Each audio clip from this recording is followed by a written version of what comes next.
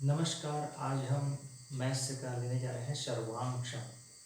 यदि दो समान आकृति जो एक दूसरे को पूरी तरह से ढक ले, सर्वांशम आकृति कहलाती है और इस गुण को सर्वांशमता कहते हैं। जैसे कि हमारे पास ये आकृति है, एक वस्तु है, तो ये जो वस्तु है ये सर्वांशम है। इसी तरह से जो इस तरह की जो गोटी है ये जो है सर्वांशम है। आपके पोस्ट कार्ड, नोट, डाक टिकटें सर्वांशम है। देखिए फूलों की पंखुड़ी है, क्या ये सर्वांशम है? चलिए गणित में लेते हैं तो दो सरल रेखाएं सर्वांशम होती है जो एक दूसरे को ढक लेती है। दो रेखाखंड सर्वांशम होंगी यदि उसकी लंबाई समान है।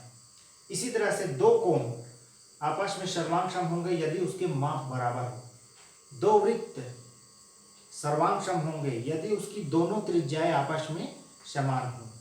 आइए हम दो त्रिभुज में सर्वांशमता को देखते हैं। तो एक त्रिभुज की तीनों भुजाएं व तीनों कोण दूसरे त्रिभुज के संगत तीनों भुजाएं व कोण के बराबर हो तो वो त्रिभुज जो है सर्वांशम होंगे। त्रिभुजों में सर्वांशम का चिन्ह इस तरह से है। त्रिभुजों में सर्वांशमता की जांच के नियम के बारे में पढ़ेंगे। तो पहला है भुजा भुजा भुजा सर्वांशमता या SSS कांग्रुएंस। यदि एक त्रिभुज की तीनों भुजाएं दूसरे संगत त्रिभुज के तीनों भुजाओं के बराबर हो तो वो त्रिभुज जो है सर्वांशम होंगे और इस गुण को भुजा भुजा भुजा सर्वांशमता कहते हैं। जैसे यहाँ पर ABC एक त्रिभुज है जिसकी तीनों भुजाओं की लंबाई दिया गया है और उसी तरह से DEF एक त्रिभुज है जिसकी तीनों भुजाओं की लंबाई दिया गया है। दोनों को देखते हैं तो दोनों की तीनों भुजाएं संगत भुजाएं आपस में समान है। तो इन त्रिभुज में भुजा भुजा भुजा सर्वांशमता नियम है लागू है। दूसरा है भुजा कोण भुजा सर्वांशमता नियम SAS कांग्रुएंस। यदि एक त्रिभुज की दो भुजा व एक कोण दूसरे त्रिभुज के संगत दो भुजा व एक कोण के बराबर है तो उसमें वो जो त्रिभुज है सर्वांशम कहलाएंगे। यहाँ पर देखिए ABC एक त्रिभुज है जिसका एक कोण 40 अंश है और भुजा AB भुजा की लंबाई है 7 सेंटीमीटर, AC भुजा की लंबाई है 6 सेंटीमीटर। यहाँ पर एक और त्रिभुज है DEF जिसका एक कोण कोणीय 40 अंश, D की लंबाई 7 सेंटीमीटर और FE की लंबाई 6 सेंटीमीटर। तो ये दोनों त्रिभुज आपस में सर्वांशम है और इसमें जो है भुजा कोण भुजा सर्वांशमता नियम लागू है।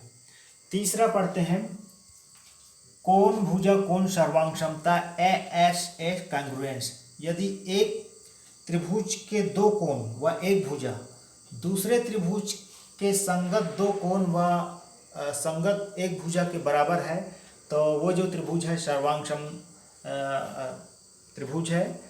जैसे यहाँ पर देखते हैं ABC एक त्रिभुज है जिसके दो कोण दिया है, कोण A 60 अंश, कोण B 50 अंश और AB की लंबाई है 4 सेंटीमीटर। यहाँ पर एक और त्रिभुज है PQR जिसमें एक कोण P 60 अंश है, कोण Q 50 अंश है और एक भुजा दिया है 4 सेंटीमीटर। तो ये जो त्रिभुज जो है सर्वांशम है और इसमें ASA सर्वांशमता नियम लागू है। इसी तरह से समकोण कर्ण भुजा नियम। यदि एक समकोण त्रिभुज का एक कर्ण व एक भुजा दूसरे समकोण त्रिभुज के एक कर्ण व दूसरे संगत भुजा के बराबर है तो वहाँ पर समकोण कर्ण भुजा नियम लागू है। जैसे यहाँ पर इस त्रिभुज में स्पष्ट है कि ABC एक त्रिभुज है, एक समकोण त्रिभुज है जिसका कर्ण 5 सेंटीमीटर और आधार है 3 सेंटीमीटर। एक और त्रिभुज है PQR जो कि एक समकोण है जिसका कर्ण है 5 सेंटीमीटर और आधार है 3। ये दोनों जो है सर्वांशम है और यहाँ पर समकोण कर्ण भुजा सर्वांशम नियम लागू है। तो इस तरह से बच्चे जो है दो त्रिभुजों में किस प्रकार की सर्वांशमता है इसकी जांच आसानी से कर लेंगे। धन्यवाद।